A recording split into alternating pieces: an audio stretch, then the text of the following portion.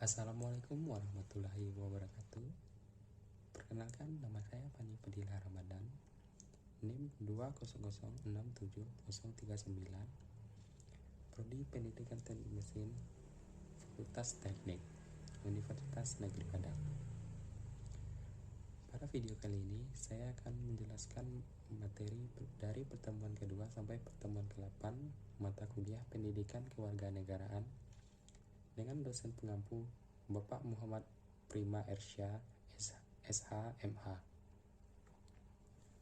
Baiklah, langsung saja kita masuk ke materi yang pertama, yaitu urgensi mempelajari pendidikan kewarganegaraan dan tantangan pendidikan kewarganegaraan dalam konteks pendidikan di perguruan tinggi.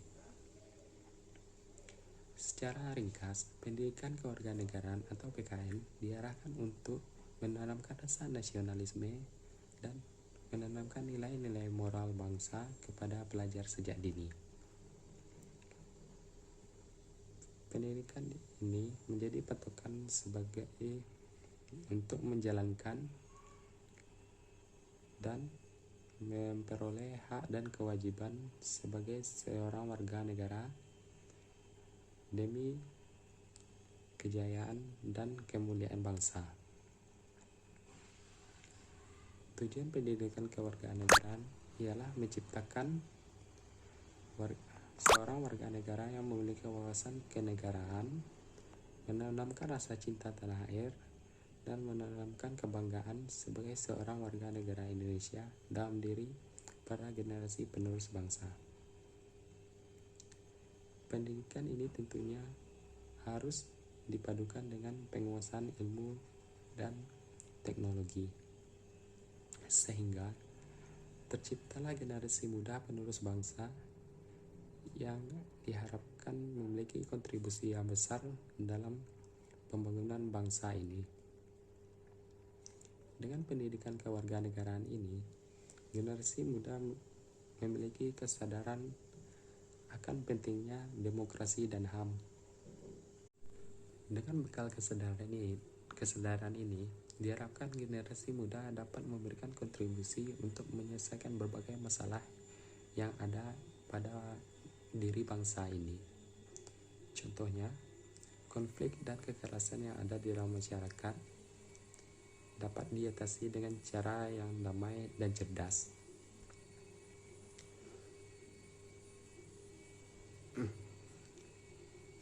Mencetak generasi muda yang bertanggung jawab atas kelanjutan dari kejayaan bangsa ini adalah tujuan penting dari pendidikan kewarganegaraan. Rasa tanggung jawab ini akan tercermin dalam diri seorang generasi muda ketika dia ikut berkontribusi untuk pembangunan negeri ini. Generasi muda yang memiliki rasa tanggung jawab, mereka akan menyaring berbagai pengaruh dari luar, mengambil sisi positifnya, dan membuang semua hal-hal negatif yang ada pada pengaruh dari luar tersebut yang tidak sesuai dengan nilai luhur dan moral bangsa. Akhirnya, pendidikan kewarganegaraan ini diharapkan dapat menumbuhkan sikap setia kepada tanah air dan generasi muda bersedia untuk menyumbangkan segala kemampuan dan potensi yang ada pada diri mereka tersebut untuk pembangunan bangsa ini, dan tetap setia untuk membangun bangsa ini walaupun terdapat berbagai iming-iming dari pihak luar. Selanjutnya, tantangan pendidikan kewarganegaraan dalam konteks pendidikan di perguruan tinggi. Indonesia merupakan negara kepulauan yang terbentang dari Sabang sampai Merauke, dengan segala keanekaragaman yang dimiliki, baik budaya, suku bangsa, bahasa, agama, kekayaan alam, dan bentuk demografis yang sangat indah. Untuk menjaga dan melestarikan semua itu, dibutuhkan sumber daya manusia yang memiliki rasa kebangsaan dan integritas tinggi dari seluruh komponen rakyat Indonesia. Pendidikan kewarganegaraan di perguruan tinggi sangat diperlukan terutama untuk mempersiapkan mahasiswa sebagai penerima token estafet dalam meneruskan pembangunan bangsa dan negara Indonesia.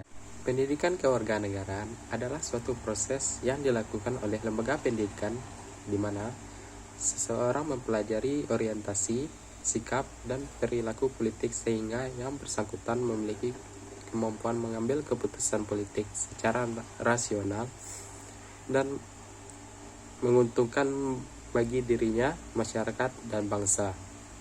Sebagai upaya mengukuhkan arti penting partisipasi demokrasi, menekankan perlunya sebuah hubungan sinergis antara pendidikan dan praktek.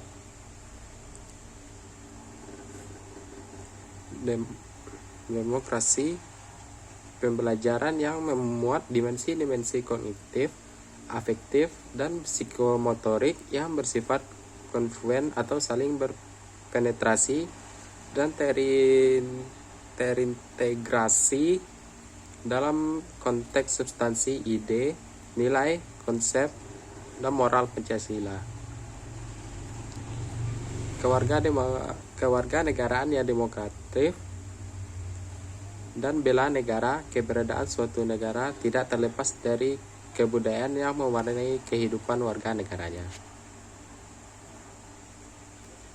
Bangsa yang tidak memiliki pandangan hidup adalah bangsa yang tidak memiliki kepribadian dan jati diri, sehingga bangsa itu mudah terombang-ambing dari pengaruh yang berkembang dari luar negeri. Kepribadian yang lahir dari dalam dirinya sendiri akan lebih mudah menyaring masuknya nilai-nilai yang datang dari luar sehingga dapat memperkokoh nilai-nilai yang sudah tertanam dalam diri bangsa itu sendiri. Oleh karena itu, pembentukan karakter manusia Indonesia sangat berpengaruh di lembaga pendidikan. Berkembangnya teknologi informasi dapat berpengaruh negatif pada perkembangan generasi muda Indonesia. Pendidikan karakter di beberapa perguruan tinggi selama ini telah berjalan namun belum terprogram secara sistematik sehingga tidak memiliki dampak yang signifikan secara nasional. Beberapa faktor tantangan diantaranya: 1. Kurangnya perhatian pemerintah. 2. Teknologi informasi yang berkembang harus disikapi dengan positif demi keutuhan bangsa dan negara Indonesia. 3. Lingkungan keluarga dan masyarakat di luar kampus dalam membentuk karakter generasi muda Indonesia. Selanjutnya, masuk di pertemuan ketiga, yaitu identitas nasional. Konsep identitas nasional dibentuk oleh dua kata dasar, ialah identitas dan nasional. Kata identitas berasal dari kata identity dan kata nasional berasal dari kata nasional. Dalam Kamus Besar Bahasa Indonesia, identitas berarti ciri-ciri atau keadaan khusus seseorang atau jati diri. Sedangkan nasional berarti bersifat kebangsaan, berkenaan atau berasal dari bangsa sendiri, meliputi suatu bangsa. Dalam konteks pendidikan kewarganegaraan, identitas nasional lebih dekat dengan arti jati diri, yakni ciri-ciri atau karakteristik, perasaan, atau keyakinan tentang kebangsaan yang membedakan bangsa Indonesia dengan bangsa lain. Apabila bangsa Indonesia memiliki identitas nasional, maka bangsa lain akan dengan mudah mengenali dan mampu membedakan bangsa Indonesia dengan bangsa lain. Identitas nasional Indonesia, bahasa nasional atau bahasa persatuan, yaitu bahasa Indonesia. Negara-negara yaitu Sang Merah Putih, Lagu Kebangsaan Indonesia Raya, semboyan negara yaitu Bhinneka Tunggal Ika, dasar konstitusi yaitu Undang-Undang Dasar, bentuk negara itu persatuan berkedaulatan rakyat.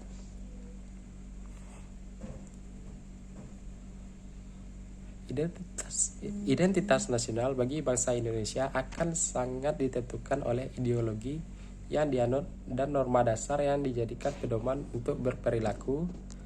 Sebuah identitas ini akan menjadi ciri-ciri dapat diidentifikasi baik dari sifat lahirnya yang dapat dilihat maupun dari sifat batinlah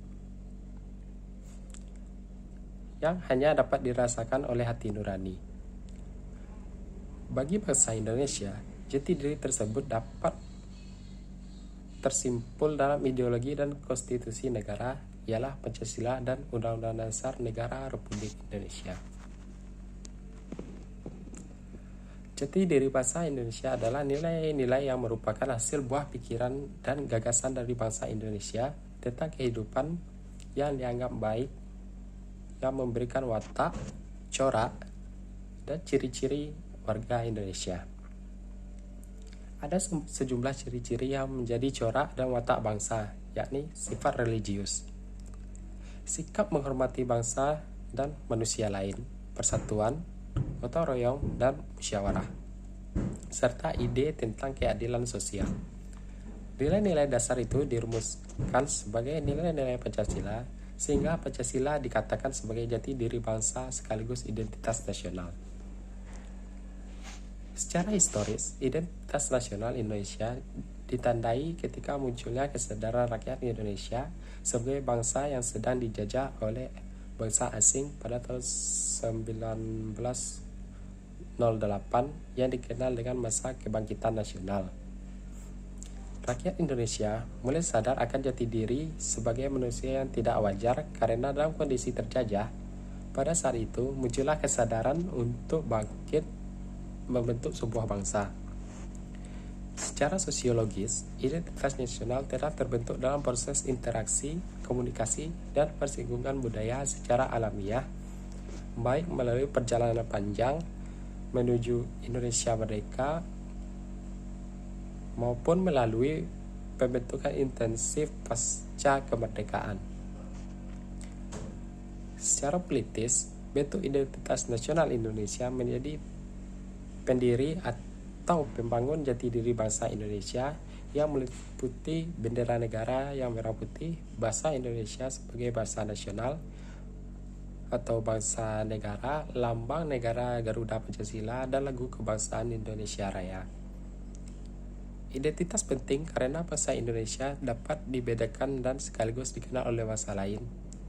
Identitas nasional bagi sebuah negara sangat penting bagi kelangsungan hidup negara bangsa tersebut karena dapat mempersatukan negara bangsa. Identitas nasional penting bagi kewibawaan negara dan bangsa Indonesia sebagai ciri khas bangsa.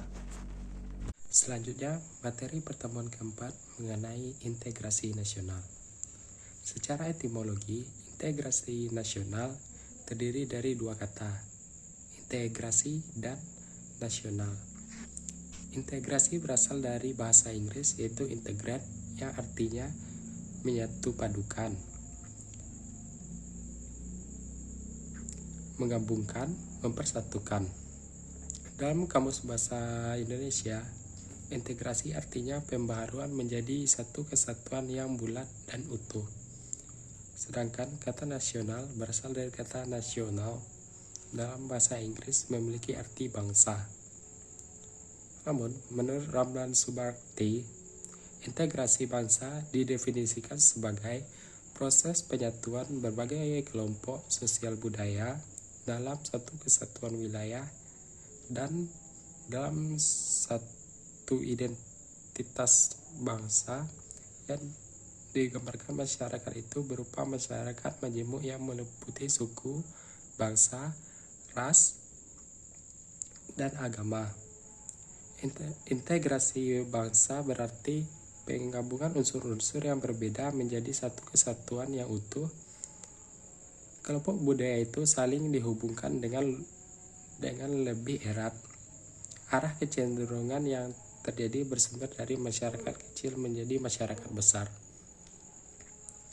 Ada 5 jenis integrasi. Yang pertama, integrasi bangsa. Kedua, integrasi wilayah. Ketiga, integrasi nilai. Keempat, integrasi elit massa.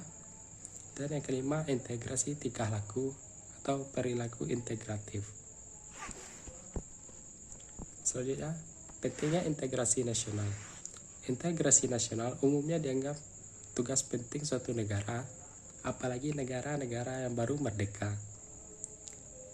Menurut Miron Wendalam Subarti, dalam negara merdeka, faktor pemerintah yang berkeabsahan legitimate merupakan hal penting bagi pembentukan negara atau bangsa. Hal ini disebabkan tujuan negara hanya akan dapat dicapai apabila terdapat suatu pemerintah yang mampu menggerakkan dan mengarahkan seluruh potensi masyarakat agar mau bersatu dan bekerja sama. Kemampuan ini tidak hanya dapat dijalankan melalui kewenangan menggunakan kekuasaan fisik yang sah, tapi juga dengan persetujuan dan dukungan rakyatnya terhadap pemerintahan itu sendiri. Jadi, diperlukan hubungan yang ideal antara pemerintah dengan rakyatnya, sesuai dengan sistem nilai dan politik yang disepakati. Hal demikian memerlukan integrasi politik. Selanjutnya, esensi dan urgensi integrasi nasional. Masyarakat yang terintegrasi dengan baik merupakan harapan bagi setiap negara, karena masyarakat merupakan kondisi yang sangat diperlukan bagi negara untuk membangun kejayaan nasional demi mencapai tujuan yang diharapkan. Ketika masyarakat suatu negara senantiasa diwarnai oleh peperangan dan konflik, maka akan banyak ditimbulkan kerugian. Integrasi masyarakat yang sepenuhnya memang suatu yang tidak mungkin diwujudkan, karena setiap masyarakat di samping membawa potensi integrasi juga menyimpan potensi konflik atau pertentangan. Persamaan kepentingan, kebutuhan untuk bekerja sama serta konsensus tentang nilai-nilai tertentu dalam masyarakat merupakan potensi yang mengintegrasikan. Sebaliknya, perbedaan-perbedaan yang ada di dalam masyarakat, di dalam kepentingan yang menyimpan konflik, terlebih lagi apabila perbedaan-perbedaan itu tidak dikelola dan disikapi dengan cara dan sikap yang baik. Namun, apapun kondisinya, integrasi masyarakat sangat dibutuhkan untuk membangun kejayaan bangsa dan negara, sehingga perlu untuk diupayakan kegagalan dalam mewujudkan integrasi merupakan masyarakat ini berarti kegagalan untuk membangun kejayaan nasional, bahkan dapat mengancam kelangsungan hidup bangsa dan negara yang bersangkutan. Selanjutnya, materi pertemuan kelima dan keenam yaitu tentang konstitusi dan Undang-Undang Dasar 1945. Istilah konstitusi dikenal dalam sejumlah bahasa. Misalnya dalam bahasa Prancis dikenal dengan continuer. Dalam bahasa Latin atau Italia digunakan istilah constitutio. Dalam bahasa Inggris digunakan istilah constitution. Dalam bahasa Belanda digunakan istilah constitutie. Dalam bahasa Jerman dikenal dalam istilah Verfassung. Sedangkan dalam bahasa Arab digunakan istilah masyurtiyah. Constituer yang dalam bahasa Prancis berarti membentuk, pembentukan. Yang dimaksud dalam membentuk di sini adalah membentuk suatu negara. Konstitusi mengandung permulaan dari segala peraturan mengenai suatu negara, atau dengan kata lain bahwa konstitusi mengandung permulaan dari segala peraturan mengenai negara, pembentukan suatu negara, serta menyusun dan menyatakan suatu negara. Konstitusi berfungsi sebagai landasan konstitusionalisme. Landasan konstitusionalisme adalah landasan berdasarkan konstitusi, baik konstitusi dalam arti luas maupun dalam arti sempit. Konstitusi dalam arti luas meliputi undang-undang dasar, undang-undang organik, peraturan perundang-undangan lain, dan konvensi. Konstitusi dalam arti sempit berupa undang-undang dasar. Setiap negara harus memiliki konstitusi karena konstitusi merupakan tonggak awal terbentuknya suatu negara. Negara konstitusional tidak cukup hanya memiliki konstitusi, tetapi juga negara tersebut harus menganut gagasan tentang konstitusionalisme. Tujuan konstitusi itu sendiri yaitu: pertama, konstitusi bertujuan untuk memberikan pembatasan sekaligus pengawasan terhadap kekuasaan politik. Yang kedua, konstitusi bertujuan untuk melepaskan kontrol kekuasaan dari penguasaan sendiri. Ketiga, konstitusi bertujuan untuk memberikan batasan-batasan ketetapan bagi para penguasa dalam menjalankan kekuasaannya. Sumber historis, sosiologis, dan politik tentang konstitusi dalam kehidupan berbangsa dan negara. Sejarah mempunyai fungsi membangun kehidupan bangsa dengan lebih bijak di masa depan. Menurut Hobbes, manusia pada status naturalis bagaikan serigala, artinya yang kuat mengalahkan yang lemah. Lalu timbul pandangan Beilium omnium contra omnes, yaitu perang semua lawan semua. Hidup dalam suasana demikian pada akhirnya menyadarkan manusia untuk membuat perjanjian antara sesama manusia yang dikenal dengan istilah factum unionis. Selanjutnya timbul perjanjian rakyat yang menyerahkan kekuasaannya kepada penguasa untuk menjaga perjanjian rakyat yang dikenal istilah factum subjectionis. Oleh karena itu, konstitusi juga diperlukan untuk membagi kekuasaan dalam negara. Pandangan ini berdasarkan pada fungsi konstitusi yang salah satu di antaranya adalah membagi kekuasaan dalam negara. Bagi mereka yang memandang negara dari sudut kekuasaan dan menganggap sebagai organisasi kekuasaan, maka konstitusi dapat dipandang sebagai lembaga atau kumpulan asas yang menetapkan bagaimana kekuasaan dibagi di antara beberapa lembaga kenegaraan, misalnya antara badan legislatif, eksekutif, dan yudikatif. Konstitusi menentukan dan menyesuaikan diri satu sama lain, serta merekam hubungan-hubungan kekuasaan dalam negara. Esensi dan urgensi identitas nasional Indonesia. Konstitusi menjadi suatu urgen dalam tatanan kehidupan kenegaraan.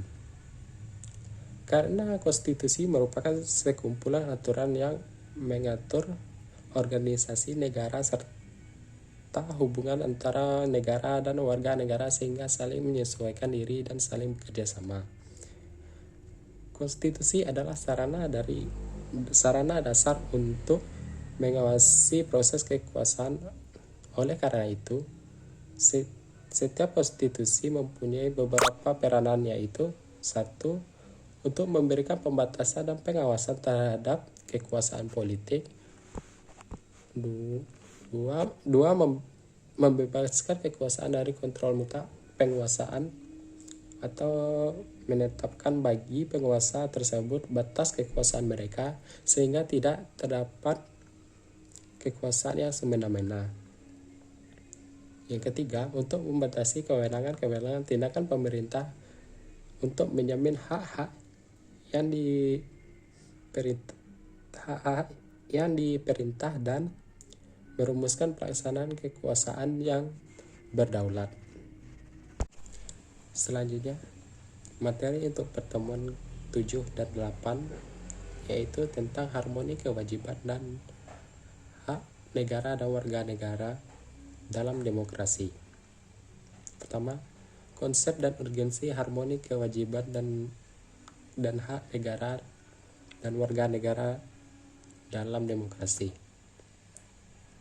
Harmoni kewajiban dan hak merupakan hal yang tidak bisa dipisahkan, karena antara hak dan kewajiban terjadi hubungan timbal balik seperti hak seseorang akan berkaitan dengan kewajiban bagi yang lainnya.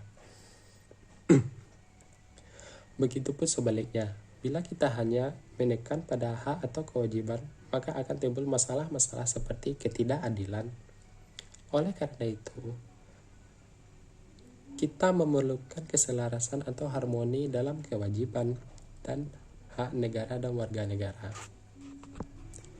Alasan perlunya harmoni kewajiban dan hak negara dan warga negara agar tercipta kehidupan bernegara yang harmonis dan berkesinambungan antara kepentingan rakyat dalam memenuhi hak dan kewajiban oleh negara. Oleh karena itu, diperlukan kerjasama antara negara dan warga negara. Bila tidak ada keselarasan antara kewajiban dan hak, maka akan terjadi ketidakadilan yang bisa memicu pemberontakan. 2. Sumber historis, sosiologis, politik tentang harmoni kewajiban dan hak negara dan warga negara dalam demokrasi. Secara historis, perjuangan hak sudah terjadi di dunia barat. John Locke, seorang filsuf dari abad ke-17 yang pertama kali merumuskan adanya hak alamiah yang melekat pada setiap diri manusia. Yang pertama, hak yang harus dimiliki manusia menurut John Locke adalah hak untuk hidup. Karena pada zamannya tidak dikenal hukum penjara melainkan hukum mati. Oleh karena itu, dia merumuskan hak pertama yang dimiliki adalah untuk hidup, dilanjuti hak untuk kebebasan dan hak milik. Secara sosiologis, tuntutan tidak hanya tentang pemenuhan hak melainkan juga kewajiban untuk mengembangkan solidaritas sosial dalam rangka kebahagiaan hidup bangsa secara menyeluruh. Secara politik, keselarasan kewajiban dan hak didasari oleh dinamika yang terjadi akibat proses dan perubahan Undang-Undang Dasar Negara Republik Indonesia tahun 1945 yang terjadi pada era reformasi. Selanjutnya itu esensi dan urgensi harmoni kewajiban dan hak negara dan warga negara dalam demokrasi. Undang-Undang Dasar Negara Republik Indonesia tahun 1945 tidak hanya memuat aturan dasar ihwal kewajiban dan hak negara, melainkan juga kewajiban dan hak warga negara. Dengan demikian, terdapat harmoni kewajiban dan hak negara di satu pihak dengan kewajiban dan hak warga negara di pihak lain. Esensi dan urgensi harmoni kewajiban dan hak negara dan warga negara dapat dipahami dengan menggunakan pendekatan kebutuhan warga negara yang meliputi 1. Agama, 2. Pendidikan dan kebudayaan, 3. Perekonomian nasional dan kesejahteraan rakyat, dan terakhir pertahanan dan keamanan. Sekian yang dapat materi yang saya sampaikan. Mudah-mudahan dapat bermanfaat bagi kita semua. Dan video ini dibuat untuk memenuhi nilai UTS mata kuliah pendidikan kewarganegaraan dengan dosen pengampu yaitu Bapak Muhammad Prima Ersyah, SH, MH. Mohon maaf atas segala kesalahan. Assalamualaikum warahmatullahi wabarakatuh.